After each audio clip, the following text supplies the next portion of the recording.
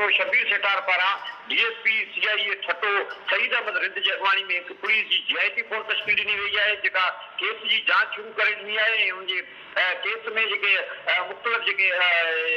शाहिदियूं आहिनि उहे गॾु करण सां गॾोगॾु जेके वारस आहिनि उन्हनि जा बयान अॼु कलमबंद कया विया आहिनि ख़ासि तौर ते उनजी जेका ॿारगी जी माउ आहे ऐं वालदेन आहिनि उन्हनि जा बयान कलमबंद कया विया आहिनि। पुलिस जो चवणु आहे त हिन केस में वधीक मुकमल शाहिदियूं गॾु करण जो फ़ैसिलो कयो वियो आहे त जीअं जवाबदारनि खे जो बि सज़ा मिली सघे ऐं उन हवाले सां हिकु वधीक सेक्शन 365A जो बि अज़ाफ़ो करण जो फ़ैसिलो कयो वियो आहे त जीअं जवाबदारनि खे कंहिं इम्कानी सूरत में जेको आहे रिलीफ न मिली सघे। इन हवाले सां बाज़ाब्ता तौर ते अदालत खां रिमांड हासिल करे वधीक जेका आहे पुलिस जांच शुरू करे छॾी आहे।